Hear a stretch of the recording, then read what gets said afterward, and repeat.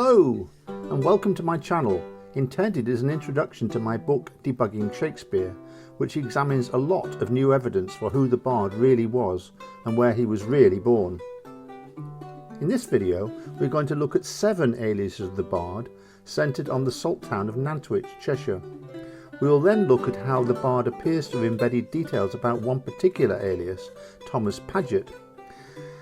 Thomas Paget, the 3rd Baron of Beaudesert, and Thomas Paget, the Puritan minister, who he shared his name with, and his son Nathan Paget, a friend of John Milton, the poet, who both spent time at Welds Green, Wistaston.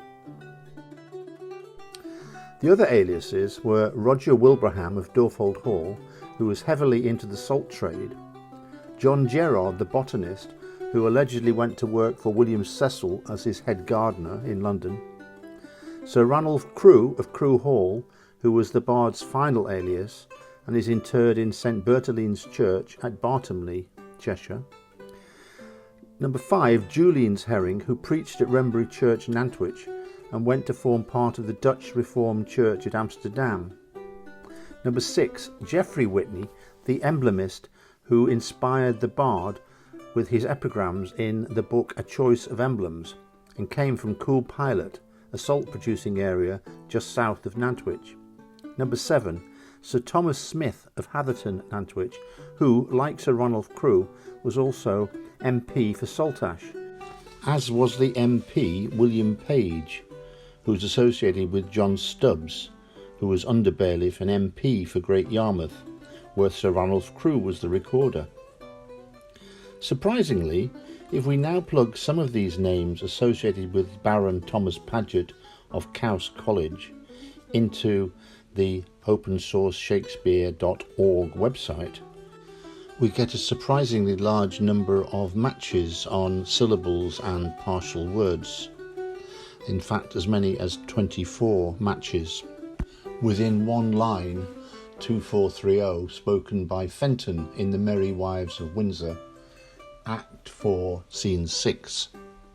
Although the open-source Shakespeare.org website only shows 5 or 6 different colour matches as maximum, the other syllables and partial words are included in this one line 2430.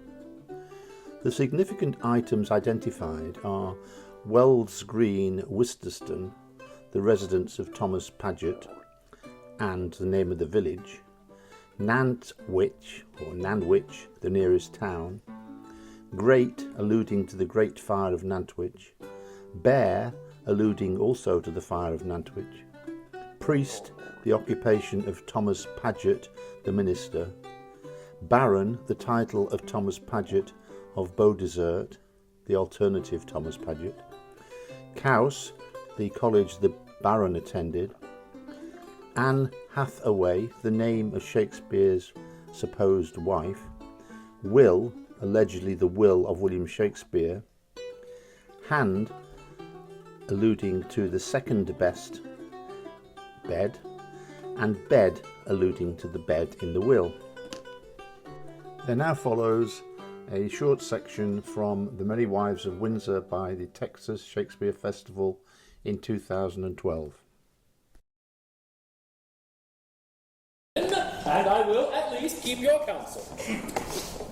From time to time, I have acquainted you with the dear love I bear to fair and page, who mutually hath answered my affections even to my wish. Hark, good mine host. Tonight, at Herne's Oak, just 'twixt 12 and 1, must my sweet Nan present the fairy queen. The purpose why is here, in which disguise, while other jests are something rank on foot, her father hath commanded her to slip away with Slender, and with him, at Eton, immediately to marry. She hath consented. Now, sir, her mother, ever strong against that match, and for Dr. Caius, hath appointed that he shall likewise shuffle her away, and at the deanery, where a priest attends, straight marry her. To this, her mother's plot, she, seemingly obedient, likewise hath made promise to the doctor. Now, thus it rests. Her father means she shall be all in white, and in that habit, when Slender sees his time to take her by the hand and bid her go, she shall go with him. Her mother hath intended, the better to denote her to the doctor, for they must all be masked and visited, that quaint in green she shall be loose and rode, and when the doctor spies his vantage ripe, to pinch her by the hand. And on that token the maid hath given consent to go with him. Which means she to deceive, father or mother? Both, good mine host, to go along with me. Now thus it rests, that you'll procure the vicar to stay for me at church twixt 12 and 1, and in the lawful name of marrying to give our hearts united ceremony. Well, husband your device. I'll to the vicar. Bring you the maid, you shall not lack a priest. So shall I evermore be bound to thee. Besides, I'll make a present recompense.